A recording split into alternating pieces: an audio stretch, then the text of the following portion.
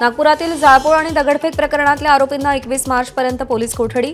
रात्री जिल्हा सत्र न्यायालयामध्ये सुनावणी पार पडली। आतापर्यंत एकूण 46 आरोपींना अटक, 6 आरोपी शासकीय रुग्णालयात उपचारासाठी। नागपूरच्या संवेदनशील भागातील 11 पोलीस ठाण्यांच्या हद्दीतील संचारबंदी तुर्तास कायम। नागपूर पोलिसांचा निर्णय, परिस्थितीचा आढावा घेऊन टप्प्याटप्प्यात संचारबंदी शिथिल केली जाईल। नागपूरमध्ये सोमवारी ज्या भागात हिंसाचार झाला त्या भागातील शाळा आणि दुकानं आजही बंद। महाल, इतवारी, भालदारपुरा, हंसापुरी, मोमिनपुरा, कोतवाली, चिटणीस पार्क भागातल्या शाळा आणि दुकानं बंद। अतिमहत्त्वाच्या सेवा मात्र अंशतः सुरू। नागपूरच्या महाल भागातील हिंसाचारग्रस्त भागात नागरिकांकडूनच सुरक्षेसाठी पब्लिक बॅरिकेडिंग, हल्लेखोर परत येऊ नये यासाठी बॅरिकेडिंग। नागपुरात हिंसाचार घडलेल्या भागांमध्ये महसूल विभागाच्या 5 पथकांकडून पंचनामा, नुकसान भरपाई देण्यासंदर्भातला निर्णय शासन घेईल, अधिकाऱ्यांची माहिती।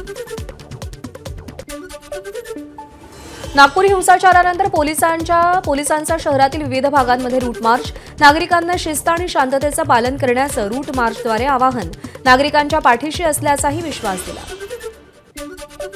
नागपूरमध्ये झालेल्या दगडफेकीत वाहतूक पोलीस उपायुक्त अर्चित चांडक गंभीर जखमी, दुखापत झाल्यानंतरही कर्तव्य बजावल्यानं पायातील गुडघ्याचे लिगामेंट्स फाटले। अर्चित चांडक यांनी आपबीती सांगितली। छत्रपती संभाजीनगरमध्ये आक्षेपार्ह पोस्ट केल्याप्रकरणी 8 गुन्हे दाखल, एकूण 506 आक्षेपार्ह पोस्ट सायबर पोलिसांकडून डिलीट। औरंगजेब कबरवादाच्या पार्श्वभूमीवर पोलिसांची कारवाई। भंडाऱ्यात एका तरुणानं औरंगजेबाचं स्टेटस ठेवल्यानं तणावाची स्थिती, विश्व हिंदू परिषद बजरंग दलाच्या कार्यकर्त्यांनी भंडारा पोलीस ठाणं गाठलं, तरुणावर गुन्हा दाखल करून अटक करण्याची मागणी केली। अहिल्यानगरच्या देहरे गावात ग्रामपंचायतीच्या जागेवर मुस्लिम समाजाकडून करण्यात आलेलं पक्क अतिक्रमण काढलं, ग्रामपंचायतीच्या जागेवर अनधिकृतपणे घरं बांधण्यात आली होती। हिंदू संघटनांच्या आंदोलनानंतर प्रशासनाची कारवाई। छत्रपती संभाजीनगरचे जिल्हाधिकारी दिलीप स्वामींनी औरंगजेबाच्या कबरीच्या सुरक्षेचा आढावा घेतला। जिल्हाधिकाऱ्यांसोबत पोलीस अधीक्षक विनयकुमार राठोडही उपस्थित। जिल्हाधिकाऱ्यांकडून सुरक्षेच्या दृष्टीनं पोलिसांना सूचना। छत्रपती शिवरायांचा अवमान करणाऱ्या प्रशांत कोरटकरांचा जामीन अर्ज कोल्हापूर सत्र न्यायालयानं फेटाळला। आता नागपूर आणि कोल्हापूर पोलिसांपुढे प्रशांत कोरटकरला शोधण्याचं आव्हान। माणिकराव कोकाटेंना तुर्तास दिलासा, नाशिक सत्र न्यायालयाच्या आदेशाला तातडीची स्थगिती देण्यास हायकोर्टाचा नकार। सगळ्या प्रतिवादींनी नोटीस जारी करत प्रकरणाची सुनावणी 21 एप्रिलपर्यंत तहकूब। इंडियाज गॉट लेटेंट प्रकरणी समय रैनाला दुसऱ्यांदा समन्स, महाराष्ट्र सायबर विभागानं चौकशीसाठी आज उपस्थित राहण्याचे आदेश दिले। कन्नड अभिनेत्री रान्या रावच्या 2 वर्षात 52 दुबई फेऱ्या, मित्र राजू बरोबरही 26 वेळा प्रवास। सोन्याच्या तस्करी प्रकरणात मोठी माहिती समोर, सोन्याची तस्करी केल्या प्रकरणात रान्या राव अटकेत। 2017 मध्ये नाशिक महापालिकेत केलेल्या हिंसक आंदोलनाप्रकरणी बच्चू कडू यांना हायकोर्टाचा दिलासा। सत्र न्यायालयानं सुनावलेल्या 1 वर्ष सश्रम कारावासाच्या शिक्षेला हायकोर्टाची स्थगिती। रविकांत तुपकरांच्या शेकडो समर्थकांना पोलिसांनी ताब्यात घेतलं, गनिमी काव्यानं भूमिगत होऊन रविकांत तुपकर मुंबईत दाखल। कर्जमाफीसाठी मुंबईमध्ये आंदोलन होणारच, रविकांत तुपकर यांचा इशारा। राष्ट्रवादी काँग्रेस पक्षाच्या फ्रंटल सेल राज्यप्रमुख आणि कार्याध्यक्षांची आज बैठक। राष्ट्रवादीचे प्रदेशाध्यक्ष सुनील तटकरे यांच्या उपस्थितीमध्ये बैठक पार पडणार। भाजपकडून तृतीयपंथीय सेल बनवण्यात येणार। आज भाजपकडून काही महत्त्वाचे पक्षप्रवेशही पार पडणार। मनसेची नवी रचना तयार, पक्षात नवे फेरबदल होणार। 23 मार्चला पक्षाची नवी रचना समोर येणार, मनसेच्या बैठकीत निर्णय। मुंबई महानगरपालिकेची निवडणूक ऑक्टोबर नंतरच होण्याची शक्यता, सूत्रांची माहिती। महानगरपालिकेच्या अधिकाऱ्यांची आणि राज्य निवडणूक आयोगाची बैठक। कोर्टाच्या निकालानंतरही पालिकेला आढावा आणि तयारीसाठी 100 दिवस लागणार असल्याची माहिती। ठाकरेंच्या शिवसेनेचे दापोलीचे माजी आमदार संजय कदम, छत्रपती संभाजीनगरचे माजी आमदार भाऊसाहेब पाटील चिकटगावकर यांच्यासह मुंबईतील 3 माजी नगरसेवकांचा शिवसेनेत प्रवेश। उपमुख्यमंत्री शिंदेंच्या उपस्थितीमध्ये हा प्रवेश संपन्न झाला। नरहरी झिरवाळांशी विधानभवन परिसरात भेट होतात जितेंद्र आव्हाडांनी हात जोडले। अन्न आणि प्रशासन विभागात काय सुरू आहे हे चांगलं माहिती आहे, पण गरीब आदिवासी मंत्री आहे म्हणून काही बोलत नाही, आव्हाडांचा झिरवाळांना टोला। संतोष देशमुख हत्या प्रकरणातील आरोपी कृष्णा आंधळे 98 दिवसांपासून फरार। कृष्णा आंधळे सापडणं अतिशय गरजेचं, त्याच्याकडे महत्त्वाचे पुरावे असण्याची शक्यता, धनंजय देशमुखांचं वक्तव्य। देशमुख कुटुंबाच्या घराचं शिवसैनिकांकडून भूमिपूजन पुढच्या 3 ते 4 महिन्यात शिंदेंच्या संकल्पनेतील देशमुख कुटुंबाचं घर उभारणार. सरपंच संतोष देशमुखांच्या हत्येनंतर देशमुख कुटुंबियांना पक्कं घर देण्याचा शब्द शिवसेनेनं दिला होता. सामाजिक कार्यकर्त्या मेधा पाटकर यांना मोठा धक्का. दिल्लीच्या एका न्यायालयानं नवीन साक्षीदाराची विनंती फेटाळली. Lieutenant governor VK. सक्सेना यांच्या विरोधातील मानहानीचा खटला 24 वर्षांपासून प्रलंबित. न्यू इंडिया बँक घोटाळा प्रकरण. जावेद आझमला 24 मार्चपर्यंत पोलीस कोठडी. बँक घोटाळ्यामध्ये अटक झालेला आझम हा 7वा आरोपी आहे.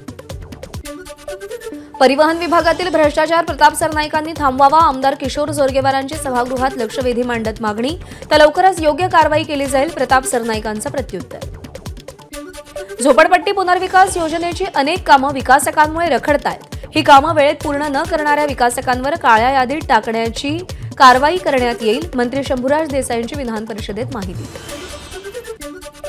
मुंबईतील अनधिकृत बांधकामाप्रकरणी माजी न्यायमूर्तींच्या अध्यक्षतेखाली चौकशी समिती. अधिकारी दोषी आढळल्यास तात्काळ निलंबन केलं जाईल. उद्योगमंत्री उदय सामंत यांची विधान परिषदेत घोषणा. मुंबईसह राज्यभरात झोपड्यांच्या बदल्यात फुकटात घर देणं योग्य नाही. मुंबई उच्च न्यायालयानं राज्य सरकारला ठणकावलं. कम्युनिटी होम उभारण्याबाबत गांभीर्यानं विचार करण्याची प्रशासनाला सूचना. बिल्डरांकडून होणाऱ्या फसवणुकीवर सुप्रीम कोर्टाकडून चिंता व्यक्त. फसवणूक झालेले हजारो लोक रडतायत. आम्ही त्यांचे अश्रू पुसू शकत नाही, मात्र त्यांच्या समस्यांचं निराकरण करू शकतो. सुप्रीम कोर्टाची टिप्पणी. मुंबईतील पादचाऱ्यांचा मार्ग मोकळा होणार. अनधिकृत बांधकामं फेरीवाल्यांवर महानगरपालिकेची कठोर कारवाई. 1 एप्रिलपासून मुंबई पुणे एक्सप्रेसवेवरील प्रवास महागणार. टोलच्या रकमेत 3% वाढ. त्यामुळे वाहनधारकांना टोलच्या दरवाढीचा भुर्दंड सहन करावा लागणार. पुणे ते कोल्हापूर दरम्यानचे सगळे टोल नाके बंद करा. करवीरचे शिवसेनेचे आमदार चंद्रदीप नरकेंची सरकारकडे मागणी. पुणे ते कोल्हापूर रस्त्याचं काम सुरू असताना टोल का घेतला जातो? चंद्रदीप नरकेंचा सवाल. कोस्टल रोडवर अतिवेगानं वाहन चालवणाऱ्यांवर दंडात्मक कारवाई. चालकांवर स्पीड गन मशीन कॅमेराच्या मदतीनं कारवाई. वेगानं गाडी चालवणाऱ्या 2964 वाहनांना आतापर्यंत दंड आकारल्याची उपमुख्यमंत्री एकनाथ शिंदेंची माहिती. ठाणे बोरिवली दुहेरी भूमिगत बोगद्याचा मार्ग मोकळा. या बोगद्याचं बांधकाम करणाऱ्या कंपनीनं परदेशी बँकेचं बनावट हमीपत्र देऊन MMRDAची फसवणूक केल्याचा आरोप करणारी जनहित याचिका उच्च न्यायालयानं फेटाळली. मुंबईचं सगळं सौंदर्य खराब करून टाकलं. सर्वच स्कायवॉक काढून टाका. छगन भुजबळांची मागणी.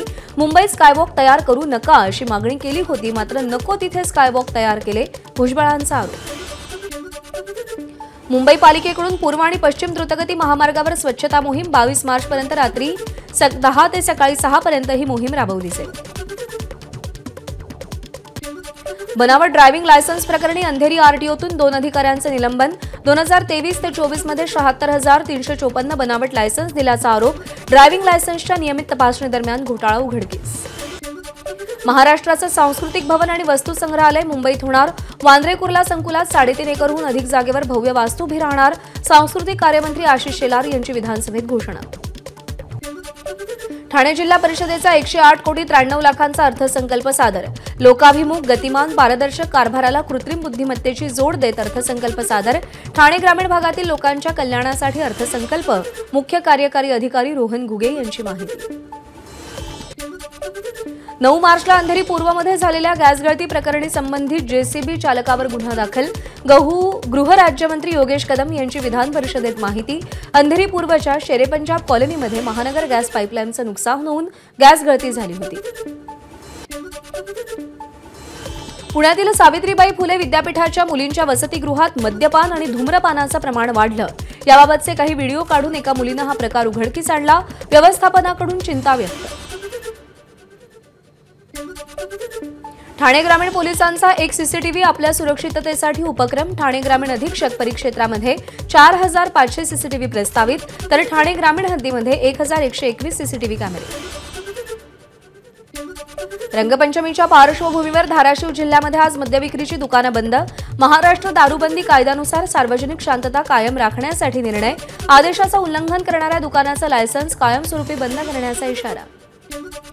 नाशिकमध्ये आज रंगपंचमी साजरी करण्यात येणार. पेशवेकालीन परंपरा असलेल्या रहाडमध्ये रंग खेळला जाणार. जुन्या नाशिकच्या शिवाजी चौकातील रंगपंचमीला पोलिसांची परवानगी, संमिश्र लोकवस्तीच्या या भागातील पेशवेकालीन रहाड 60 वर्षांनंतर खुलं. मात्र नागपूर हिंसाचारानंतर खबरदारी म्हणून पोलिसांनी रंगपंचमी साजरी न करण्याचे आदेश दिले होते. कोकणातील शिमगोत्सवाचं मुख्य आकर्षण असलेल्या पालखी सोहळ्यांना सुरुवात. राजापुरातील केळवली गावात नवसादेवी मंदिरात शिमगोत्सव सोहळा. मुंबईहून गावी आलेल्या सागरवानांनी पालखी नाचवत शिमगोत्सव साजरा केला.